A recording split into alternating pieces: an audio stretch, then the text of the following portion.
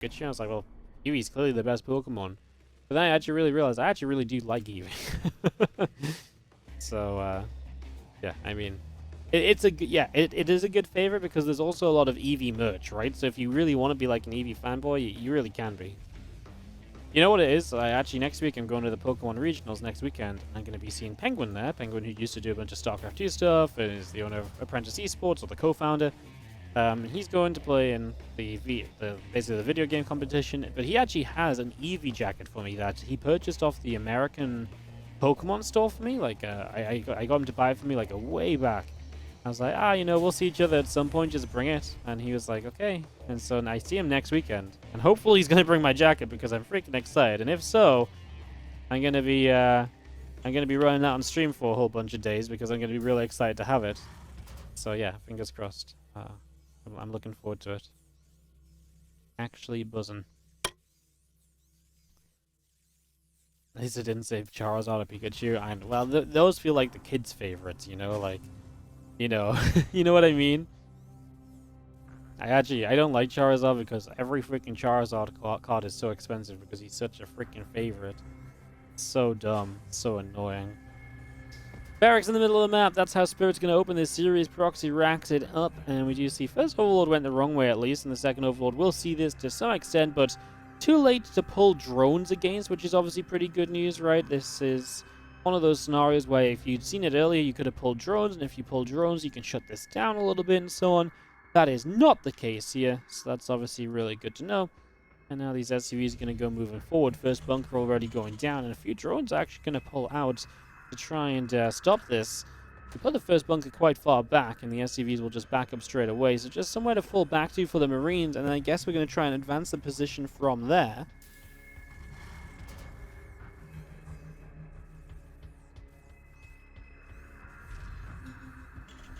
Another bunker just going to end up going down. Just going to be seeing the couple of Marines starting to nibble at the hatchery for a little bit. Spankroll coming up in the back of the natural, so Elazer just being very cautious about this defense. He's already got a lot of lings, though. I think he can more or less justify going right now. We can see another bunker, which will create a little bit of SimCity. And as he pulls forward here, one of the things you want to do is to try and stop these bunkers getting up. But that forward bunker is going to finish. Even if this SCV doesn't do it, the other one will. A few of the lings are on hold position just out of range.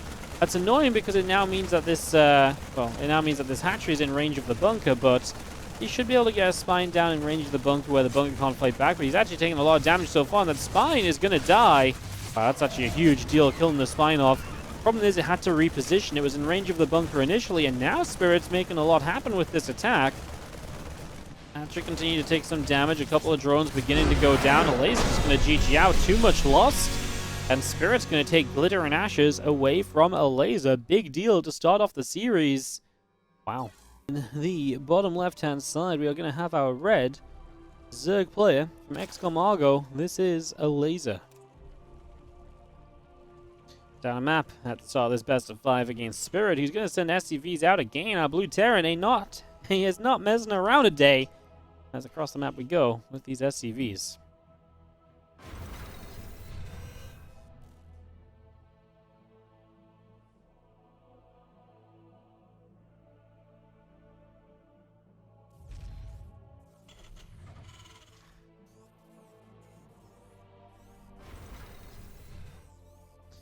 Alright, we are going to have our couple of racks dropping down to start us off over here.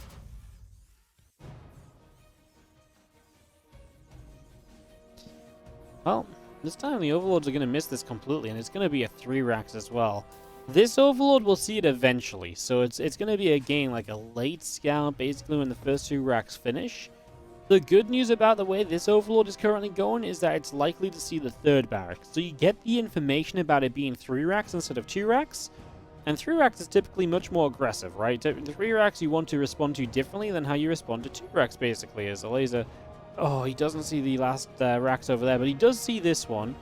Like I say, about the same time as what he saw it last time, he'll pull a couple drones down, just try and deter and slow any bunker building initially, and then just kind of play forward from that position. Seems to be the plan, at least. That seems to be where we're going initially. So let's see. Marine comes forward with a couple of SCVs and actually just gets rid of the first drone, so that feels kind of disastrous. As that drone gets pushed out of here, the hatchery will finish up on the low ground. Couple of queens coming through, lings are coming up, spine on the way. I'm just going to drop this bunker down, and the Marine just starting to put some damage out onto the hatch as well. So a little bit of damage being dealt at the moment, and like I say, the Marine count will continue to gather up together.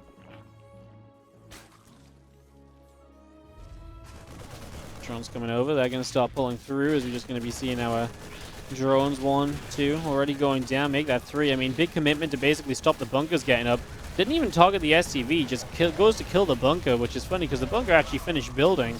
But he loses 9 drones in the process. This can't possibly be good for you. Okay, you've not killed a single Zergling, but 9 drones? The thing is with 3 Rex is you keep on building Marines at such a rate that at this stage I'm pretty sure you just keep building Marines and you just eventually pull the SCVs and honestly all in. He's going to drop a command center, but I really don't know if he needs to. I mean, obviously it's nice that it's going to be as part of the wall off, but like I said, I really just do not know if he needs to right now.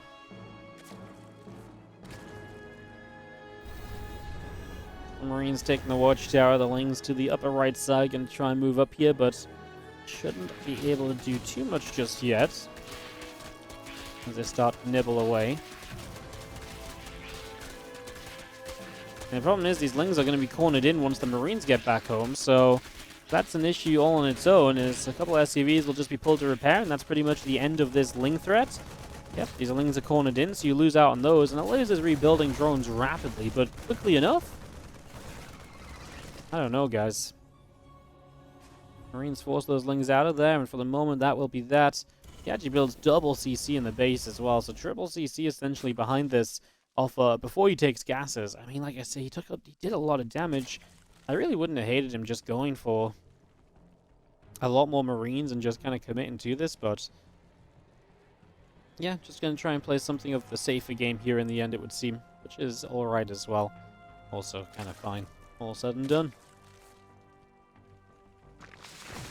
Couple queens still just coming through then, so they're just going to re-rallying out. A couple of overlords building on the side of Elazer, and just having our bunker on that low ground currently building up as well. Yeah, I mean, I think one thing is as well to note though, right, is that he wouldn't be able to do this a lot of the time in fear of a counterattack, but because he's killed so many drones, he also knows that he can go 3cc like this, and he doesn't need the gases as quickly, because there's not really anything good that can strike him anytime soon that's truly scary. I think that's at least a big part of the logic that he's probably got behind himself right now, so I imagine that's something of a factor as the extra drones continuing out, and just going to be having our link speed still ticking along here from Elazer, being brought into play fairly soon, I'd imagine. Just try and do what we can.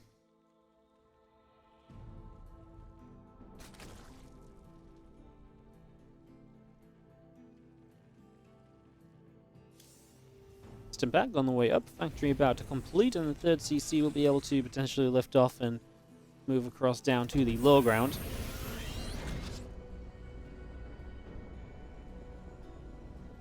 Oh, I say low ground, I mean reactor. So we're actually going to put that in the reactor right away, going to get a couple of Hellions, then start the starports. What if we maybe just keep the reactor on the factory throughout, and we just go, I mean, it's possible you swap the, I actually think we'll just get like 4 Hellions and then swap the starport onto it, but that might have been a possibility where you just keep building Hellions, only 1 medevac, then you drop the armory and you just go for the Hellbat attack. Could be possible, like I say, anything off the back of, you know, considering the fact that Elazer's just not had a good opening this game at all, is definitely behind from where he wants to be.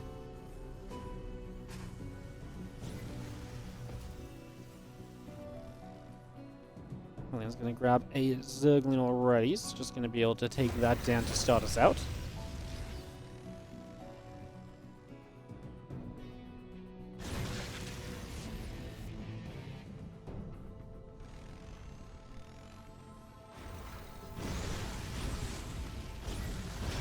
Lanes, couple of queens all on the way. The lair continuing to build as well, so a lot getting set up right now. It's going to be seeing our stim pack finishing. As soon as our medevacs are out and this push starts going, I really do believe that this is going to be kind of just a, you know, kind of just a done deal for a little bit, right? Like, I mean, the Banes aren't going to have speed or anything. I mean, this first push is going to be scary. Marine Hellion together against, I mean, Bane's currently morphing in aggressively, so I guess that's one way to play this. Just play the counterattacks and try and always keep Spirit back at home, trying to deal damage to his economy and just slowing him down completely from where he would otherwise want to be.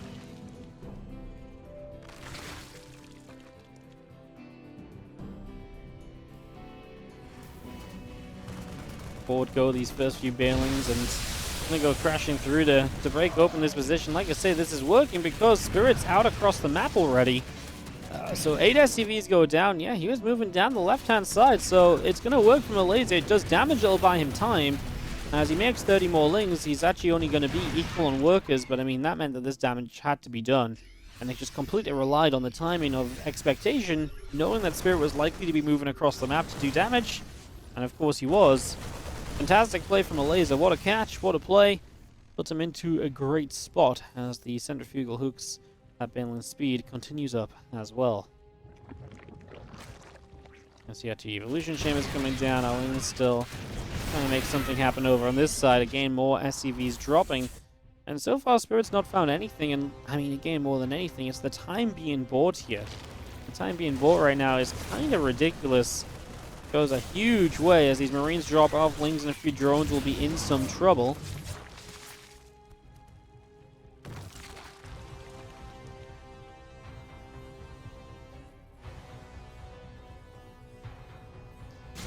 And drones going down. A few Hellions getting in behind the mineral line, and these medevacs still trying to get active in the main base. Enough Marines get out to stop the Queens for a moment, but now we're going to lose, I think, a medevac because they still just kind of stood there.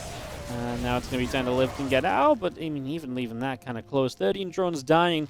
Spirit's still able to deal a good portion of damage so far. Yeah, honestly, been kind of a wild game this up until now. It's fun to watch back and forth, and just generally across the board exciting. As a couple of libs continue through, the Ling Bane is still in production. This Hatcher on the bottom side is on the way up as the Marines come steaming forwards, and they will get some damage dealt. And I'm sure they will have some potential plays to make right now as we get going with a few Banes crashing in. 17 SCVs dying. I mean, it's huge, this damage being done from Elazer, because without it, Spirit is just on a worker lead. But 17 SCVs yet again, just getting a huge amount done when needed the most. 34 in the game so far, dead from Spirit. That's keeping Elazer alive, if he can keep himself alive right now, because 1-1 push is coming. Army supply lead as well from Spirit. This might be one of the more difficult pushes that Elazer has to hold off from, so let's see. A couple of libs siege up, the Ling Bane gets pushed away.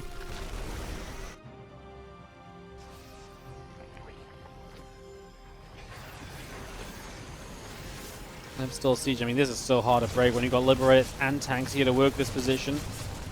This fourth might just have to be given up, which ain't pretty because the fourth is already late. So you take a late fourth and you make it even later. I mean, Spirit's going to be loving it no matter what.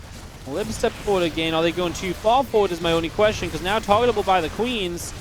Well, the Ling Bane runs in. The tanks do their job. The Marines split off creep. At least it clears the way for the Queens to get rid of the Liberators, right? If you're looking at this from a Elazer's point of view. That's kind of the good news at the moment, as the 1-1 of Elazer is about to finish up. So finally upgrades will be evened out. These Marines will try and get a little bit more done right now, though.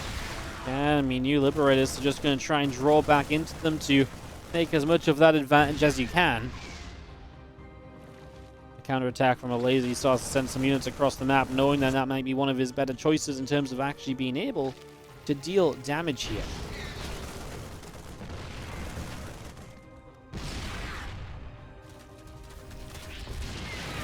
Lings grab the depot, the Marines in a tank there to turn the Lings around, though, and still just going to be seeing these few Queens coming in. Marines are going to be in some trouble once again, just going to be pushing those Marines back a little bit.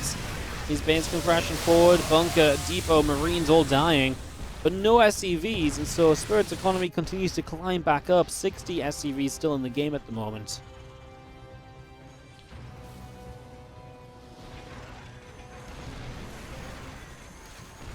And all of our libs continue in. I mean, huge counterattack, though. Spirit's been rallying everything across the map, so his defenses are minimal. I mean, he's got high ground tank, a few Marines that have been trailing out, but really not much else. He's going to have to lift that third CC. He does not want to let that burn down. Spirit! Oh, he's making this game more difficult than it needs to. I mean, his position on the other side of the map is great, but now he is so much more forced into dealing damage than he ever was before. That lone burrowed Baneling going to be caught, doesn't do much. Obviously, the Queen's just trying to sustain the defense on this side of the map. If they can keep this defense going, then everything else might just about fall into place. Tank and Siege is pressing forward. The Marines and the Libs setting up as well. Tanks will siege once again. As we continue through, just going to have the rest of these Lings going down. Liberators once more sieging, just going to be having Ling Bane pressing in towards these Marines. We keep on running down to the south side. We target fire some Banes. Great fight from Spirit, micro-wise. A couple final Banes being shot down. This Liberator doesn't have much life left in it, though. And Elazer does clean up. And now you got a question. Has he done enough to just bring this game back? Can he really stay alive in this? You know, is he still going to be able to keep this going? Very possibly, actually. Very possibly, because, you know, he's got that fourth base on the left side. Okay, it's only 66 drones. I mean, he's done it so far. He's done it up until now. What stops him from continuing to do this? And Spirit's big issue has been a lot of the counterattacks being allowed to do so much. Really undoes a lot of the work that he's been doing himself. Elazer, I mean, this is a very adventurous fifth base. I don't even know how much he really wants it, considering it's half mineral patches, but obviously rich Vespene. I feel like at this stage, with the style he's playing, just more mineral patches is actually still good. He is going to expand to the bottom side 6 o'clock as well, so just trying to take advantage of, hey, look, if you're going to pay attention over here, then maybe you're not paying attention over here anymore. Basically, if I double expand, if I go in 2 directions, can you shut down both directions, or will you only be shutting down one? Getting good micro on these banelings. I mean, honestly, that was beautiful. Stir steps back, target fires a different baneling each time and just takes them down. And with the drop play on the south side, he is going to look to deny that base I was just talking about, with the idea of, hey, you know, can Spirit multitask, basically? And the answer is absolutely yes, he can. This hatchery will cancel. A few Lings need to be careful about how they run in, but the Baneling counterattack is ready to go again. Elazer's been fantastic with the counters, and this one is no different as the SCVs, well, they do just about get away before taking too many hits. This might actually be okay. Only 6 SCVs dead so far. We've killed 6 drones across the other side. Yeah, I mean, that's fine, of course, because the units lost here from Elazer add up, and Spirit didn't lose anything in killing the SCVs himself. So definitely a little fight that favors Spirit here. Once again, he's 1-0 up in this series and looking to try and build into a 2-0 lead right now.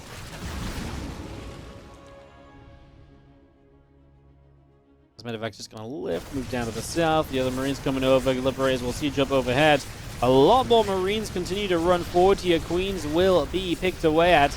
A lot of Lings still going down. Our Queen's taking damage. Banelings taking some shots as well. Lings and Queens continue through from Elazer. The Liberators building on the side of Spirit. I'm just going to be having everything continuing forward. Marines will unload.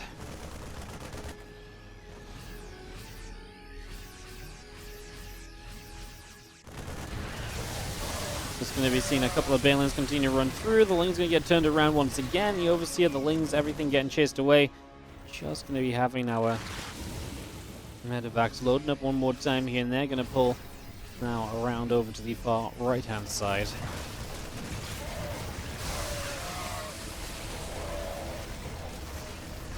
Extra Marines still simming through this, and just going to be having our Queens continuing to fight. I mean, pushing that medevac back once again. Over on the top, these medevacs, Marines, Liberator, all of this continuing through, and just going to be seeing Spirit all the way, figuring out just which direction he wants to go in. Extra Bane's finished, and just going to be seeing Elazer back over to the far right side here.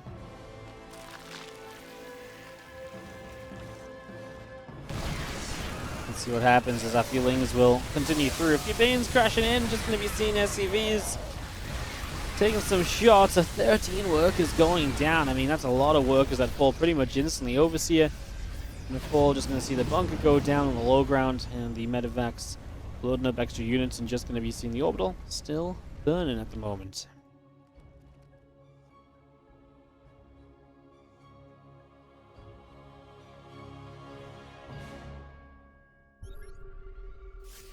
Clubs around the left would like to siege up. The tank will siege. The Marines will continue to kite backward, and just going to be seeing our Banelings continue to take some damage. I mean, the trades continue, and Spirit maintains the supply lead. One of the issues I think Elazer has right now is he's just stuck on lair tech, because he doesn't really, I mean, he maybe could just drop an infestation pit right now and tech up to Hive. I feel like he feels like that's dangerous, and it probably is, but then you look at it and he's floating money, so now makes the most sense.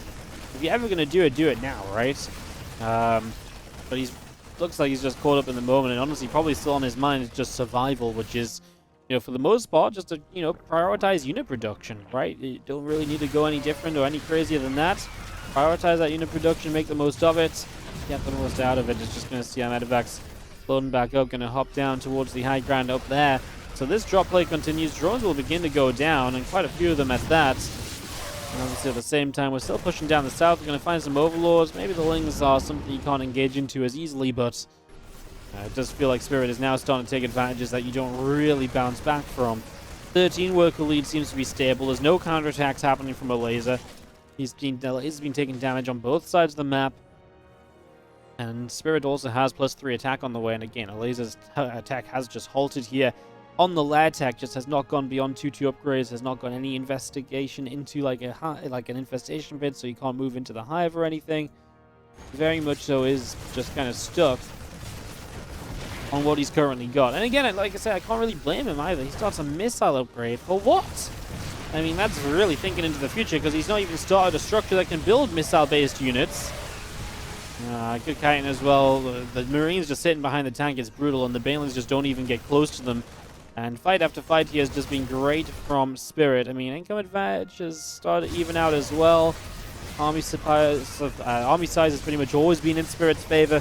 There's a few more Lings continue to run in, wrap around. These few tanks will be sieging. The Lings still trying to run in on top of all this.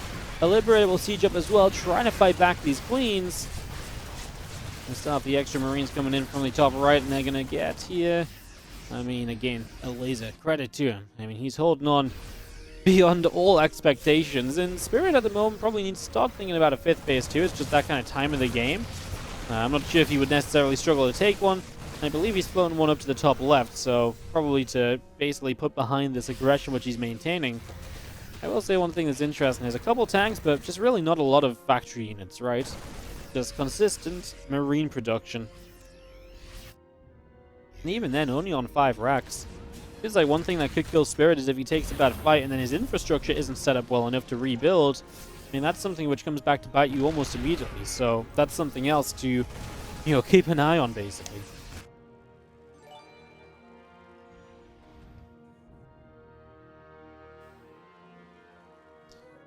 Those Lings back around the south. There's a missile upgrade for Queens versus the Libs. Honestly, at this point, it might be. Initially, I thought it was like preparation for like a Hydra Den going down or so. And he was just like thinking ahead, but it might just be Queens against Libs. Which I suppose is honestly not a terrible idea, as these Lings will do okay. 23 SCVs going down at the same time, so I mean, he's once again hitting, Spirit where it hurts. There's just nothing else really left behind it, and Spirit's going to get GG out of Elazer, and he's going to take the 2-0 lead in our best-of-5 semi-final. They did a fantastic job with run-bys, etc., to basically try and stay alive, and he was alive for much longer than he probably should have been, considering how much damage he took early on and how greedy Spirit was being, but he did everything right to stay alive. It was just, there is just a huge difference between staying alive and then actually being able to go through and, turn it into a W. So that was the issue we had at the end, all said and done. GG's, GG's.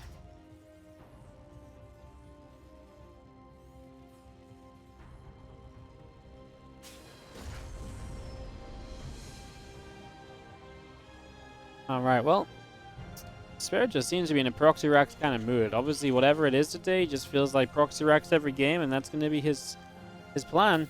So he does it again. To the top side of the map we go. 2 racks in at the middle, straight up, going for this. Elazer moves down to the south side as the proxy racks come in. It's hatch gas pool again, so no pool first or anything. This Overlord just sits here, doesn't know where it wants to go, so would rather get the information of an SCV and a Marine approaching the natural, rather than chance trying to find a proxy, just because there's a couple different places that proxy could be. So that's going to be his choice, so you can at least pull units in almost immediately as a response.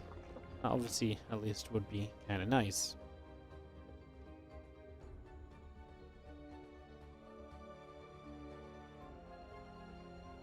Both those Marines just starting to pop out, and we are going to go out and pushing forward.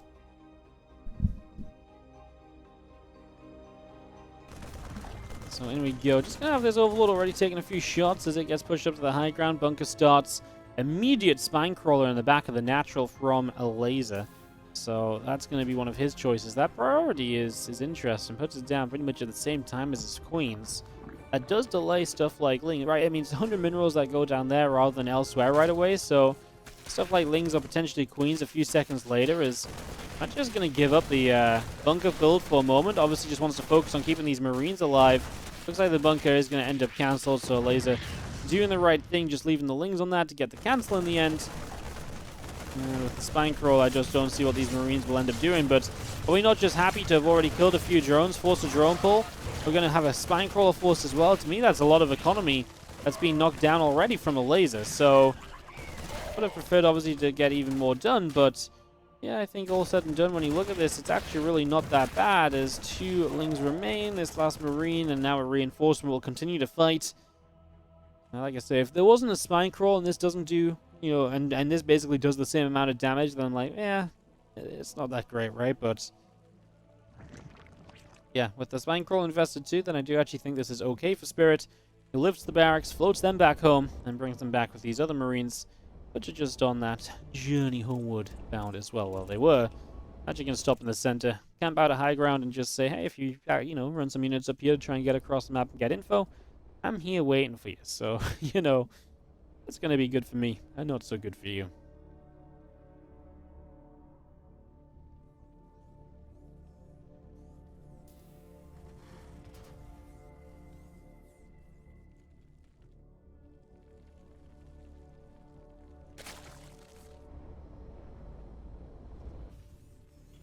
All those drones still pouring out, a couple of queens coming through.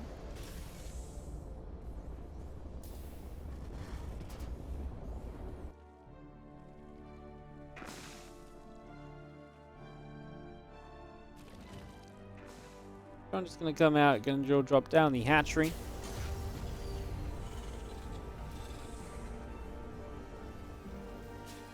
Not the CC finishing soon from Spirit as well. I mean, it looks like this is going to turn into something of a regular game from this point on. Obviously, it's never going to be completely regular given how it all opened, but there's chances for a lot of this to look fairly normal compared to what we've otherwise seen. Double engineering bay wants to go down, and it doesn't. Now it will.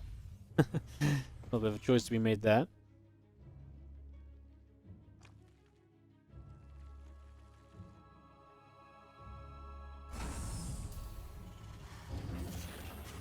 Drones popping out, queen on the way, just going to see the lad coming up as well. A couple extractors also being added on at the moment.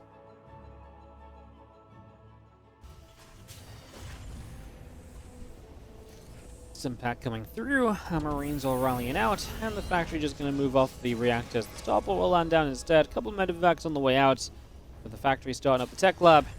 Well, I think it's fair to say that we are into a pretty nice little position. We're going to get a little bit of a Marine drop to start, then you're going to have tanks on the follow-up of it. Elazer has opted for Baneling Nest and a lair, so he's going to be behind on the Evo upgrades. And that means there's going to be timings in this game where Spirit gets a lot of opportunity and a lot of chances to really deal damage.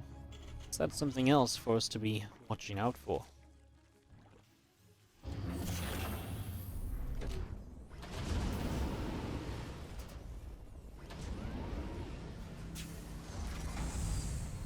Helen's just hiding in the corner. Just chilling, bruh. Obviously nice to have something to help against a run-by, but it's not exactly like the biggest run-by defense either, right? As 4 Lings, yeah, you might be useful against 8, 10 Lings. Probably not so much. Sometimes it's the thought that counts, though, right? Marines coming through, a bunch of creep tumors going down. Now we move over to the left, where we're going to find another creep tumor already. Just a quick stem forward as these queens already taking some hits, so damage being done. Another creep tumor going down there. And just still seeing the 1-1 upgrades and the combat shield continuing up right now. So, all of this continuing onwards. That's going to be seeing ourselves the extra barracks all producing on the side of Spirit.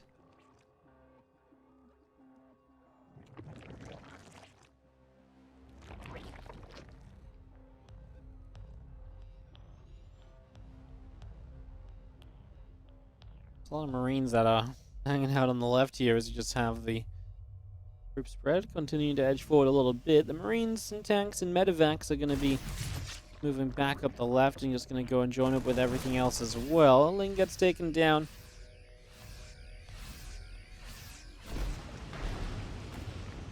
So just beginning to unload and unsiege up. All creep teams go down pretty much immediately. There's group spread being picked off as well. It's a lot of creep that takes a fair amount of damage. The hatch rate will just get knocked down immediately. With that hatchery falling, well, the hatchery falling, we're just going to be seeing the Ling Bane forces kind of moving down too. We're going to load up, going to move up to the top side. We're going to load the tanks and the Marines. And the muta's coming in to try and clean this up. First tank is already going to go down. Ling Bane getting a good surround, and that's actually just going to be these medevacs loaded up and having to go elsewhere as well. One medevac left full of units. But that was not the greatest of drops, and yeah, I mean, the benefit so far is you've been keeping a laser on only 3 bases, basically, but, you know, fights like this don't let you keep doing that. Fights like this put you quite far behind from where you want to be. Definitely slows you down a lot compared to what you would like to have going.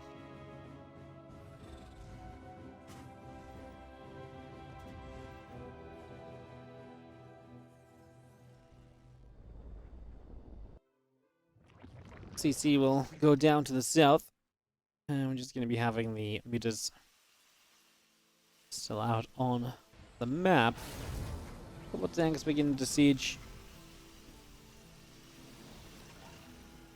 Well, we'll see what the mutalists can do. If the mutas don't get a lot done, like, you know, missile turret coverage currently looks very good.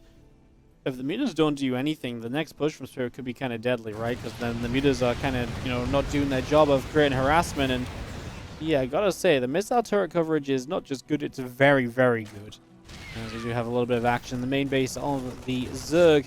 It's a single drop of Marines, which will get the Queen and then basically be dead. They will try and target down a Muta or so, and they get it. Why not get the most out of it? They weren't going to get out alive, so nice to at least take a unit or 2 down before they do inevitably fall.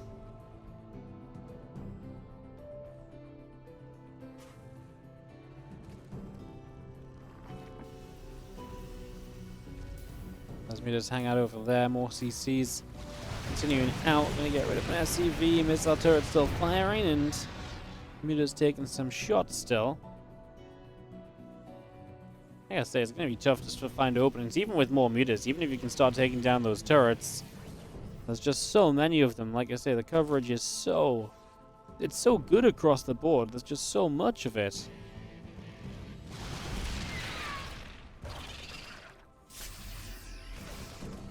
That hellion out over here as Marines come over. The meters continue along to the side, and the command center from Spirit will lift off and move to the front. So that's going to move forwards there, as they just have. Otherwise, the meters again trying to move here and there, see what's going on, see what's happening.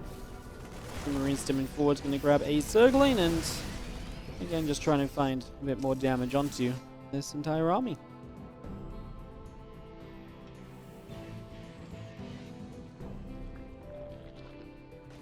Have even more Marines unloading in the back of this main base, and once more the drones have to pull. Even more damage being dealt. We're both going to be maxed out here.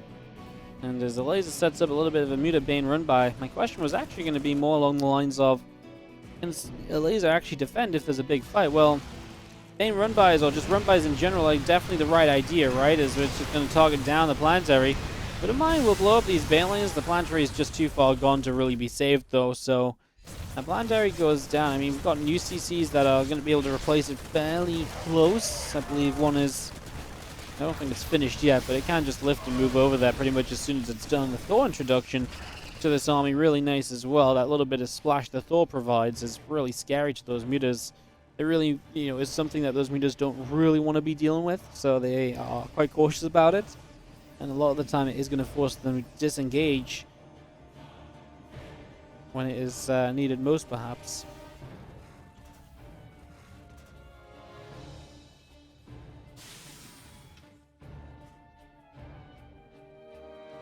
Let's see our first Ghost being brought into play. I don't mind the Ghost as long as you don't go overboard on them, and I only say that because we're not really at the stage of the game where you need ghosts, right? You're playing against Mutiling Bane. Ghosts only have so much they can really do. There's a point at which you just go two ghost heavy, and then you just get overrun because these ghosts aren't really adding anything to your army. They're just getting kind of chased around by banelings, and they're obviously a big expensive investment, as you can see the meter count now. This is where the ghosts are going to be nice. They're going to actually just get some snipes off on the mutas, and they're going to snipe a couple times over. And now these mutas flying into Widow Mines, which made sure not to go after the Overseer. And the mutas have taken a lot of damage. They're going to end up clearing out these ghosts. The Overseer is going to go down. Last ghost goes down as well. But man, the mutas are hurting big time. Red and orange health bars, sporting those autumn colors. And kind of on fire in general. So the mutas are having an interesting few moments because they really picked that fight as well. They decided to go in after the ghosts. That was not something they had to do if they didn't want to do it. So definitely worth keeping in mind that that was a very voluntary choice. I mean, we made more mutas straight away, so it's not like he was looking to trade the mutas out for something different either. He clearly still wanted some amount of mutalisks to be part of this army. And so I'd say that was probably a misjudgment from Elazer more than anything else.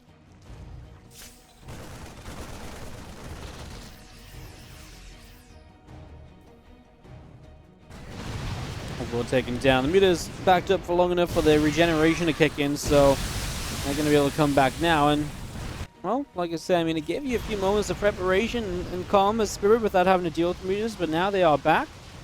Full strength once again. Just in time for these ghosts to come through and snipe. I mean, in this case, the ghosts, defensively like this are great against the mutas. But they're not going to be so great as if they try and do that out on an open field with Ling Bane running at them. Then they're really not going to have a good time as the mutas come through. As Sunstow goes down, the Queens continue to fight the Lings wrapping around. Marine Marauder continuing to get shot down at the moment.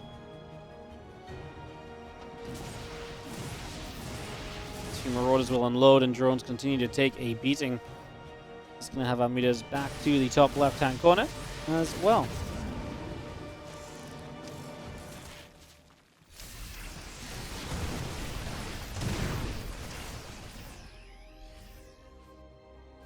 CC is still coming through. Just going to see the Lings continue to take damage. 3-3 upgrades continuing in. And just going to be having our Thor having to run back a little bit. Bioforce having to kite back. Widowmine shot on a few of the Lings there was muta I mean, Thor goes down. The mutas are hurting though, so they're not going to be able to stick around themselves. Now here come the ghosts, going to try and snipe a bit of anything.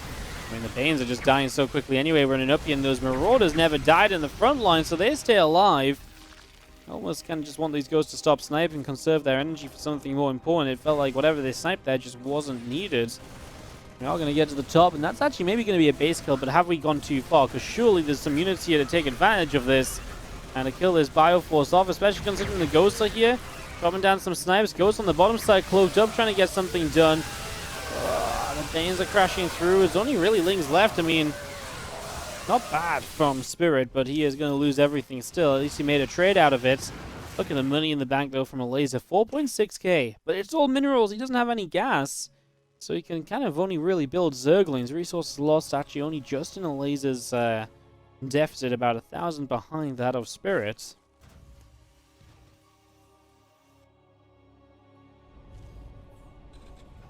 Spirit obviously needing to re-expand, needing to re-establish these bases to stay strong and active in the game. Mutas will jump back onto the command center, and this will be pushed away down the south side. The few SCVs pull into repair, and the few Marines are coming through to fight the mutas, which now realizing that they can't do much more than get a few final SCV kills, it's going to be pushed out. I love the snipe on the Overseer. Overseers are not cheap to replace.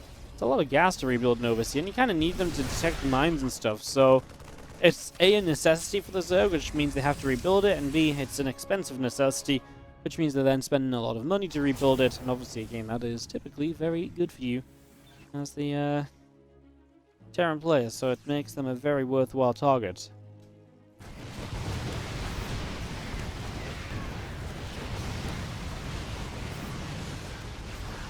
This turret will fall on the mutas. Still trying to work through. There's a few snipes going down yet again. Pushing the mutas back once more. And now shot goes off. Bane's taking other shots. Bittermine's trying to burrow, but not really being that successful as 9 SCVs go down, and that number will rise. 13 workers already going down. Well, again, just Spirit not being able to keep bases alive, although he's got that forward base up again now. Maybe that could be one he keeps alive. Maybe that would make something of a difference here. Elazer still has some of those burrowed banelings just all around the map at the moment.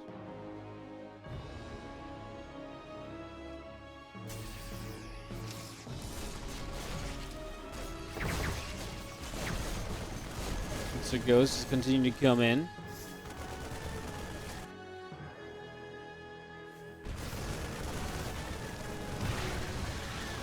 Let's see if he just want to repair the bunker, but unable to. Not enough surface area. And well, we're going to kill maybe the base on the right side. Some units showing up now, and some Ghosts will drop down a couple of snipes. Just going to be seeing the Ghost trying to snipe from all over the place. Sniping from over here. Is there going to be damage to cancel those snipes? A little bit of it's going off. I mean, it feels like Elazer is losing a lot at the moment. Casters keep calling Overseers expensive units, but they're only 150-50. Yes, but they must be remade, and they're not a fighting unit, so it's kind of expensive for how quickly they get targeted down, no? I think that's the point, is that... And it became a real notable thing that Terran players were specifically going after the Overseers, because it costs gas to replace them, and it adds up very quickly, basically. So it really became something the Terrans started focusing a lot more on. And again, when we asked the Terrans about it, they're like, well, they're expensive units for what they do, and they have to remake them for how easy it is to kill them. So, kind of because the players told us that they are expensive more than anything. Like, in itself, one Overseer doesn't cost a lot, but to fly around in a game like this, you gotta have, like... I mean, he's only flying around with 2 Overseers in Young, but you often see, like, 4 or 5, and if they all get sniped, those are, you know, nice, easy snipes that can oftentimes trail behind, and then, boom, that's like 200, 300 gas you're rebuilding every time, right? So, I mean, it's all perspective-based. Like I said, I don't think an Overseer in itself is expensive, but... yeah, I mean... given the situations you find yourselves in, I think it's possible you can explain it away sometimes, as Widowmine's there. Actually, really didn't go off on the Zerg army initially, and the split back on the Ghost was really good, but is there enough to take down the Mutalisks? These Ghosts are just auto-attacking as they start to run out of energy. There's a couple snipes remaining.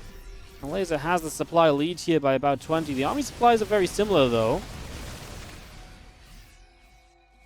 I'm going to get rid of this top left base. That's absolutely critical, because Spirit's not being able to mine comfortably. So removing some of the main mining of his opponent is obviously going to be a big deal. As we say, choked up in this corner. These Widowmines need to not go off towards the Terran units. I feel like when you burrow those mines up, you've got to just keep them selected and just keep on retargeting them until they're going to go off somewhere away from you. I feel like it's crazy to burrow those up and just let them go off then basically on your Marauders.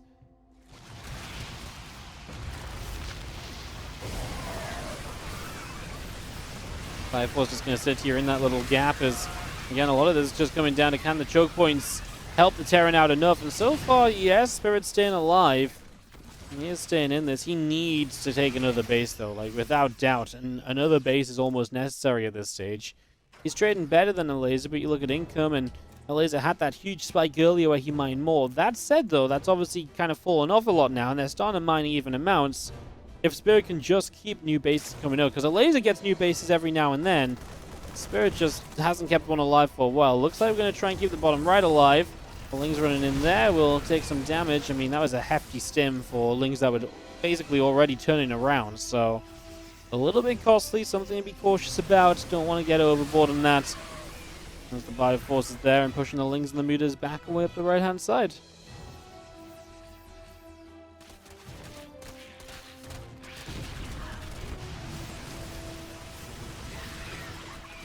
Lings, Banes still running through. See a few of those Banes targeted down. That means the Marines can just fight here. Can they fight well enough against these Mutas? Widowmine goes off on the Mutas. Couple Overseers down on the tail end. And now we kill this right side base at the same time. Spirits, well, if you can get rid of a bunch of these drones, that would be huge. Because, again, just shutting down some of this Zerg economy feels really essential right now. Because his own economy is, again, it was evening out. So just stopping the Zerg from getting some back up while he gets some of his own. He might even be on an income lead now. It is starting to trip into...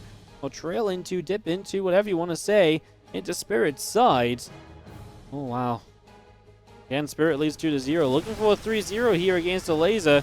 Would be a hell of a result to move through to the finals with.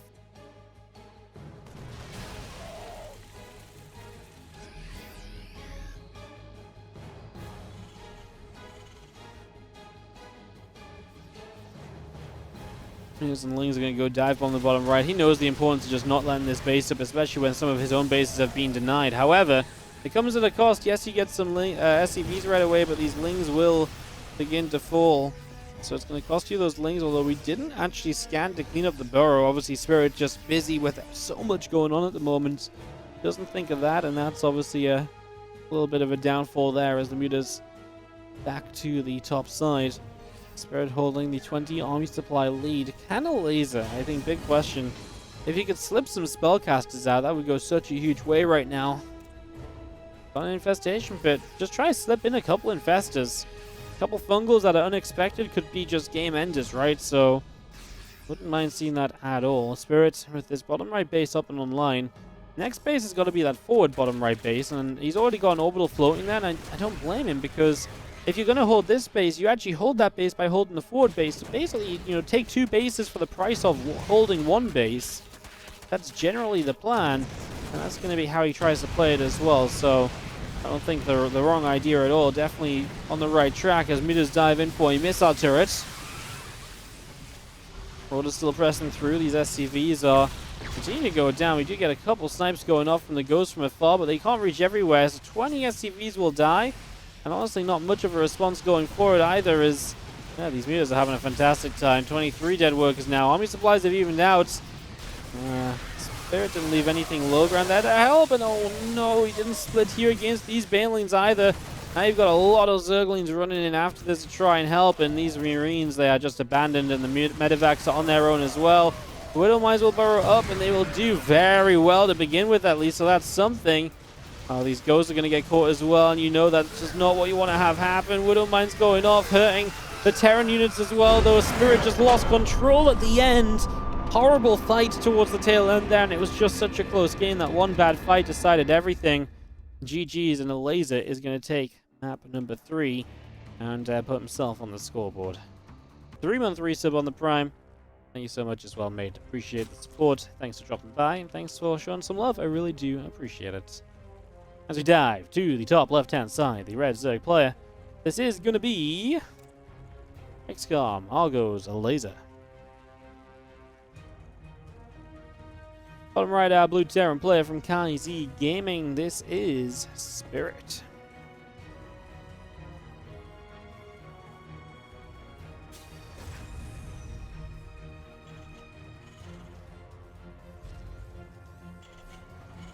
Game 4 of this best of 5.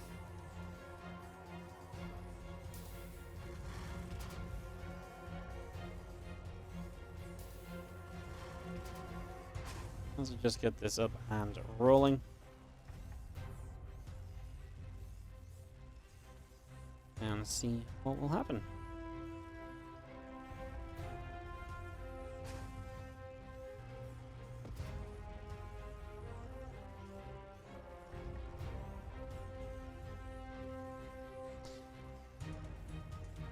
Well, I mean, some crazy games between these guys. For the first game and first time in the series, we're going to be seeing basically just a non-proxy racks opening, which is obviously something pretty unique as well.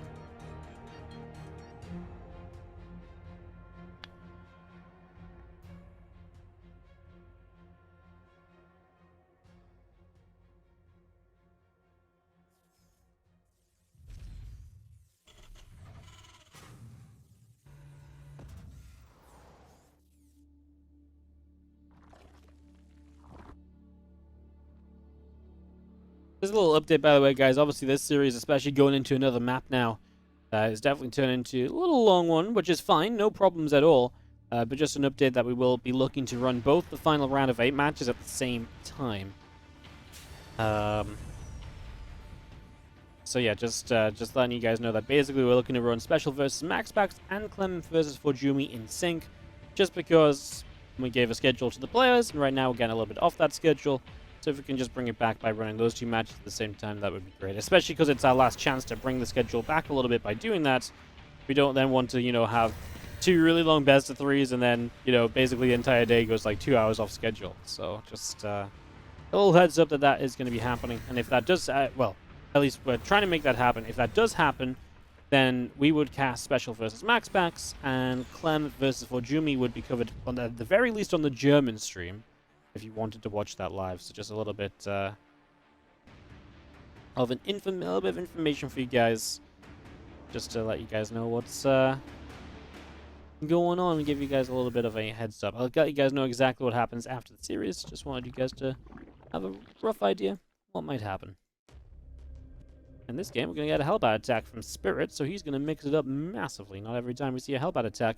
Although people really like it on Curious Minds. I mean, you go across the map with it quickly. Actually getting a bunker up behind this base. Uh-oh. This is kind of bad for Elazer. He's going to lose a pretty important overload, because that's going to supply block him quite badly. Kind of at the time when the Hellbats are going to start coming in. I mean, the Hellbat attacks real quick as well. 340 in the game. The thing is, though, I mean, with that bunker up, that's just going to be something that's going to be tough to break. First Queen does get a transfusion. Marines will jump in the bunker, and this hatchery is under fire. And how do you break the bunker here when you've got the Hellbats to help buffer against Zerglings?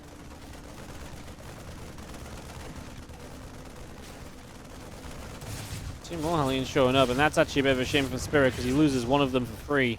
And that obviously is basically an extra Hellbat that should have been there to help. I mean, we'll have another transfuse for the hatchery if you want to use it there. We're just going to be seeing the Hellbats moving down the ramp now. The bunker is going to fall, so I guess that's how you do it. To me, I think actually these Hellbats were too far away from the bunker. You know, I feel like the Hellbat should have been on the bunker, whereas here they were up the ramp so the Lynx could surround the bunker. I feel like that was actually a little bit messed up in execution from Spirit. I don't know if he got thrown off a little bit when he lost that Hellion, but I feel like that was a little bit of a mistake compared to maybe what it could have been. So, yeah, definitely feel like he should have been better positioned given what he had to work with. Feels like that could have been a whole bunch tidier.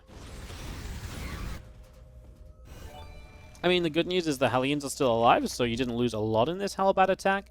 The investment into an armory, etc. You still forced a lot of links to be made, so it's not the end of the world. Not one of these attacks where you run in, kill nothing, and yeah, I mean, you lose a lot in the process. Resource loss still in the Zerg's favor. I feel like if this resource loss was like 600 more on each side and included all the Hellions having died, then I'm much less of a fan. So, yeah, kind of an interesting one, not one you see every day. So it will be intriguing to see how each side comes out of it. Hey, what's up, Kuro and Dadare? Thank you so much for the 17-month resub. Hope you're doing wonderfully. Thank you so much for the support as well. I really do appreciate it. Hellions come through, just going to grab a Zergling as the Queens come around the left side as well to push those Hellions back. They will move into Hellbats and take a turn up towards the 4th base. The Queens are continuing to fight. A couple of Hellbats going down already. And just going to be seeing them now just about escaping away through to the bottom.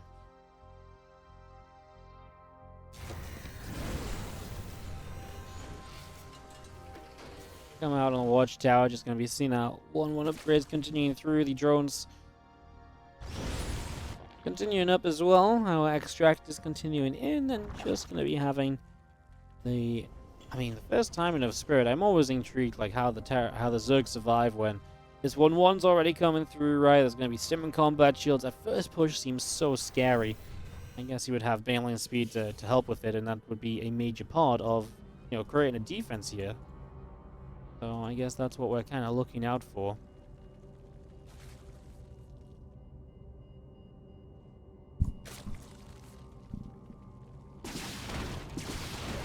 Definitely feels like we can have some fun though as the couple of Banshees show up. I mean, they're definitely going to have a chance to deal some damage. And if they can deal enough damage, it's, you know, that's the beginning of the knock-on effects, right? Where you do a bit of damage here, you do a bit of damage there, and it's just that knock-on effect of just continuing to throw your opponent behind. Can definitely become quite a problem as these Lings come in and actually clean up the Hellions, which get 10 drones, so not bad damage. Okay, so the Hellions diving through, they're going to go in for that. Okay, okay.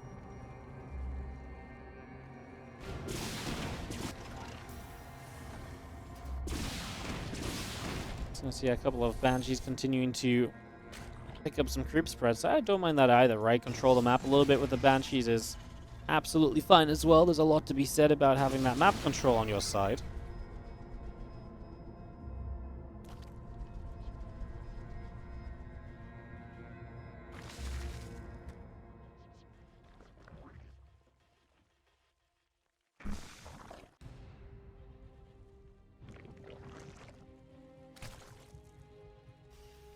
A lot of mutas on the way out, so a lot of those getting brought up. A couple of evolution chambers are going to be finishing.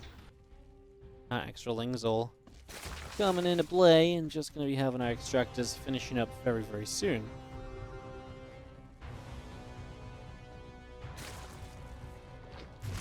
Banshee's going to cloak over here. They're going to find some creep chambers. There's no overseer here, fortunately, because there was definitely enough queens to shoot them down. That's a nice immediate cache. Mutas are going to go diving into the main base.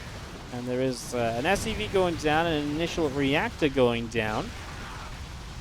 And this next reactor taking some damage as well. So a couple reactors in some trouble. Just going to be seeing the mutas coming over and the reactor there taking some shots as well. As you just see, the mutas going to go jumping back over here. Going to grab a depot. Looking for another one. And we'll just remove that from the equation.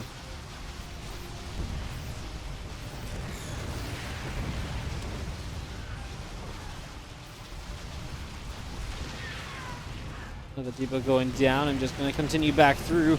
These mutas just sitting around and being very annoying at the moment. Tell you what, this game really feels like Spirit's just not being able to get off the ground in terms of supply.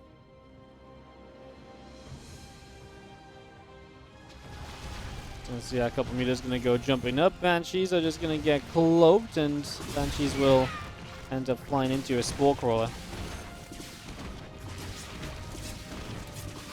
Just going to be seeing a couple drones continuing on through and dying off, but I mean, with the end of the Banshee harass, what has Spirit really got now? Not really a lot, as the extra banelings continue to all morph in.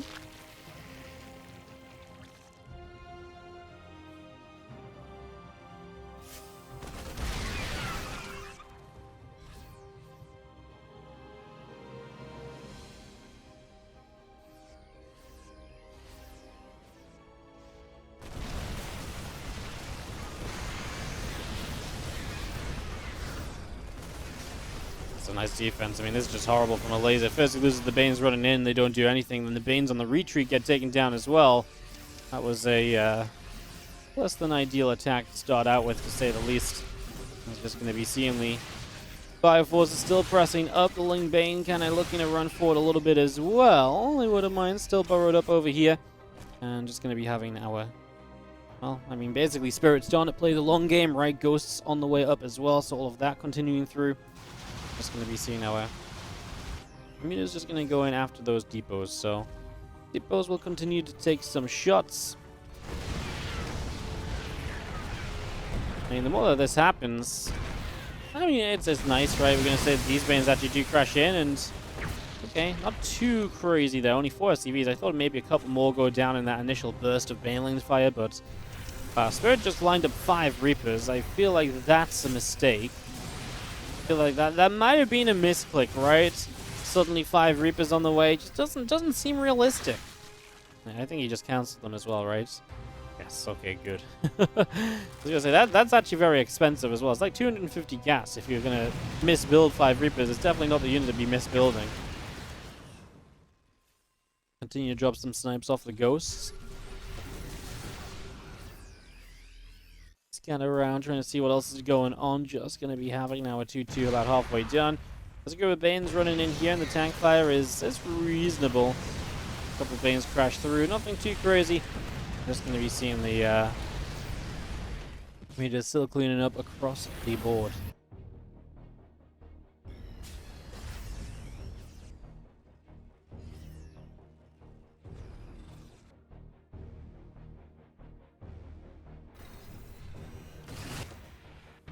Coming through, picking off a unit on the watchtower. Just going to be seeing our hive halfway done. A couple spines all continuing up.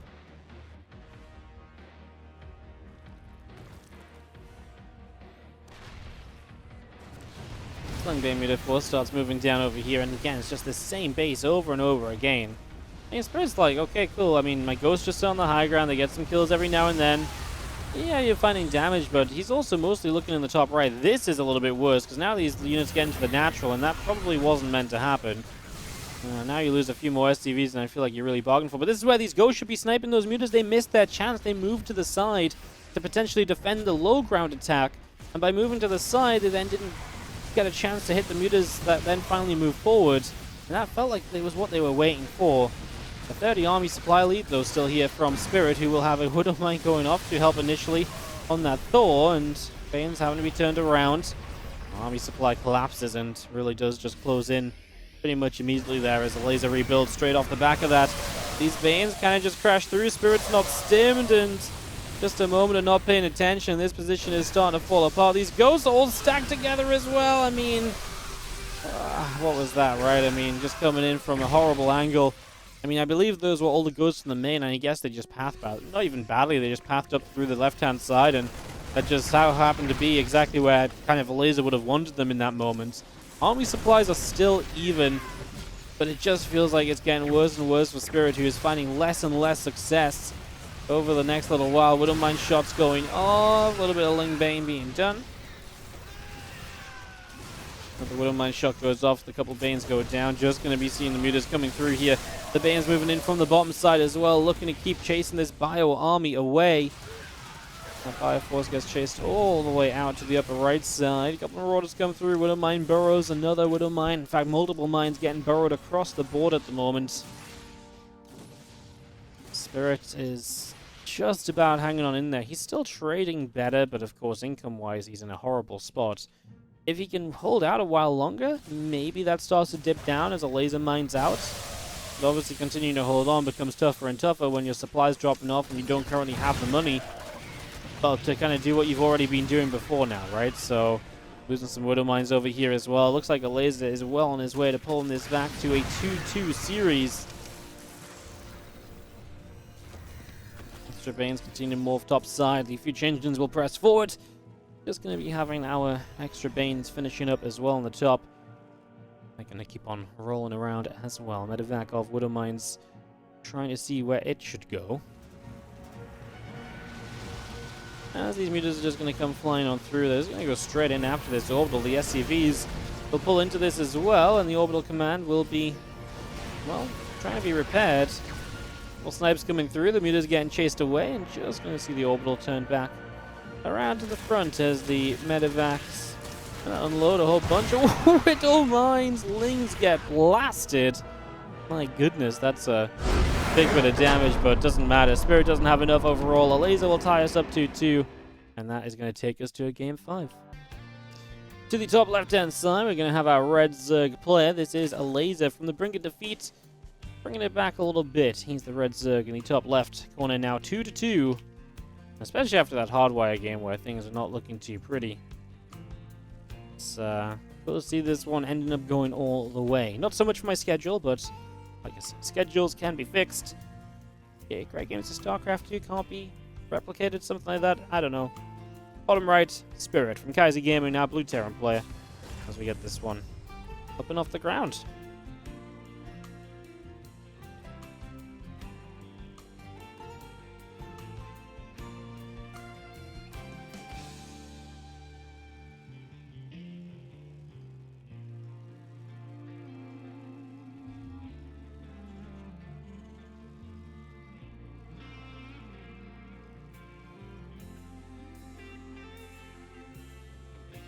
Alrighty then. The final map here in this, well, what's turned out to be a really awesome TVZ. Spirit and Elazer really, like I say, going head-to-head, toe-to-toe, and making the most of it.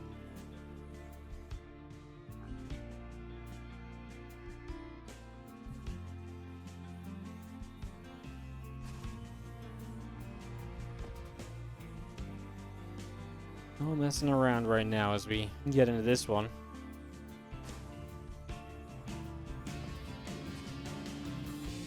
No proxy action once again. I mean, after the first 3 maps of proxying, it seems like Spirit is kind of done for the day in that regard.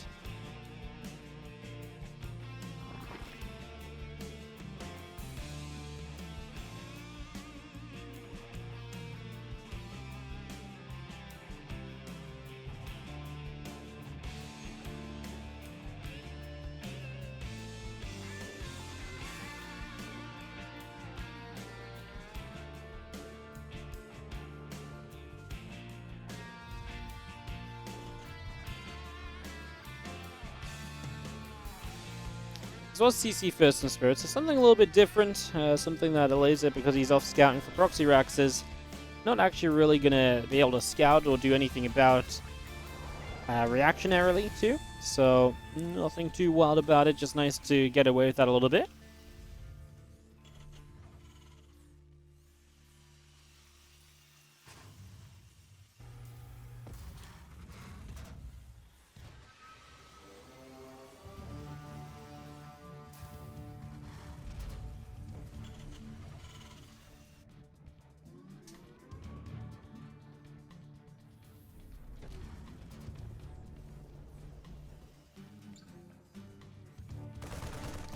You'll see a long lane, try and get up there and scout. We'll actually see the barracks and the reactor timing, for example, so probably able to tell a lot from that, but like I say, now that it's kind of all done already, there's not really much you can change, right? Like, a lot of what's being done is now already just in place, and hey, you don't really get to change much from there in general, so far so good. Just going to be seeing our tech lab finishing on this barracks, starport finishing as well. And a couple of Hellions already rallied out. This barrack's going to move over to its own tech lab. Orbital command will start on this command center. And the starport will go to a tech lab as well. So far, so good. As we get that up and running. It's going to be a Banshee to begin with. Just a little bit of a safety play. Obviously, it can be good aggressively as well. We'll see what exactly comes out of this.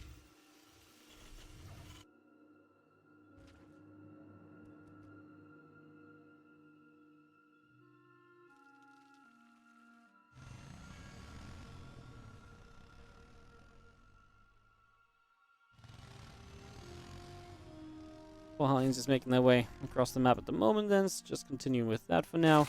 Again, nothing too wild just yet as we get underway.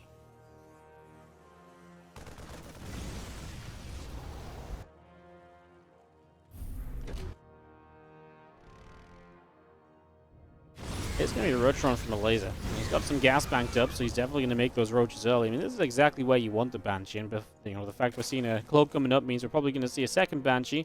So that's very good news as well if you're cheering on Spirit right now, because it definitely gives him a good chance being able to deal with this, push this back, and put himself obviously into a pretty good position as well. So definitely expect something good from that at the moment. Definitely a good start if nothing else. Sees the roaches too, so now you know to keep the Banshee somewhat in the middle of the map and maybe coming in to deal with this attack. So that gets set. It's going to be seeing, I mean, 4 racks, 2 engineering bays, even now bunkers on the way up. We build one on the third, but there's also going to be one more importantly out on the natural. I mean, this third one feels like a way to try and buy time, as the Banshees will get rid of a roach, get rid of a Ravager. The Corrosive Files initially did not land.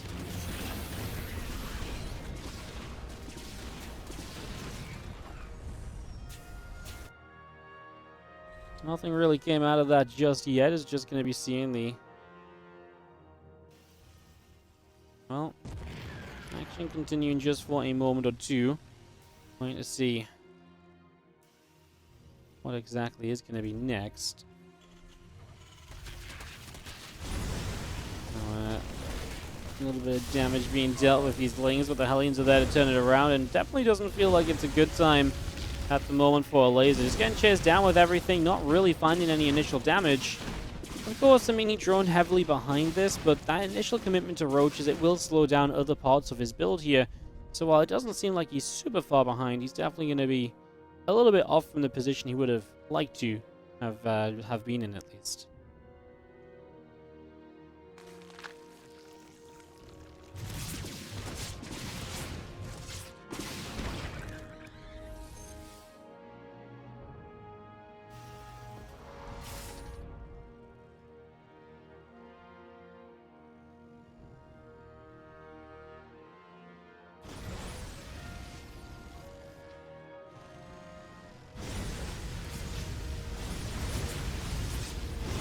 Let's see our Hellions coming up into the top.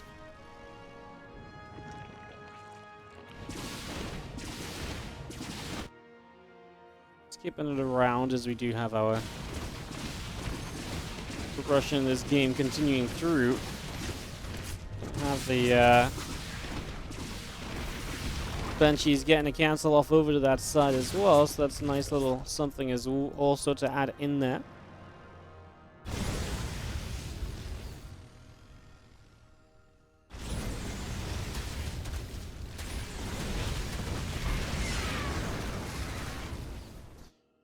Turn out in the top right, however, so a lot of the units now finally being lost. Those Hellions will not do much more. We do have a bit of a Bioforce setting up, though. I mean, Elazer stacking up a lot of money. He's waiting to get out of supply block, I suppose, to build even more Mutalisks, so needs to get those Overlords up and running. Let's see if he can do so.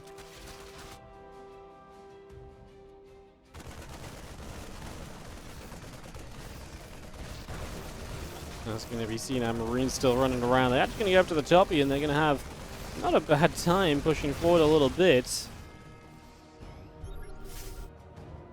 This Marine's going to stem up the left side here, looking after some damage, as now on the right side we got rid of some creep, and up we go. Like I say, that supply block hurts because you should already have had these mutas out and had them counterattacking or doing something about all this.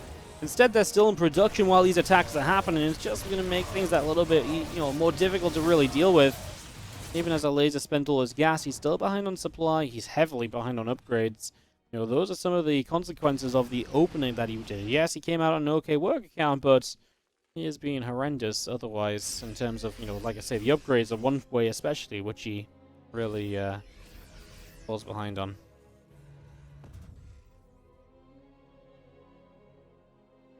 Meters will, on the bottom side, figure out where they're going to go. Bioforce is going to go jump on top of some rocks. He's going to fly into a bunker, which is obviously not really ideal. SCV taking some damage as well. The Banshees on the top side picking their way through the hatchery.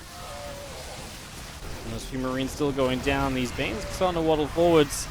And with so many tanks over here, no bailing speed, no 1-1. This feels like an almost impossible cleanup on the Lasers side. I mean, that's why he's putting so much effort with the mutas on the other side of the map, probably knowing that he needs damage over there. Else this game is probably just gone and done for him. So, realizing the situation perhaps a little bit, and he's doing great on the counterattack. It's just he's never going to clean up the main army. And Spirit, after an epic series, losing a couple maps and losing the momentum, brings it back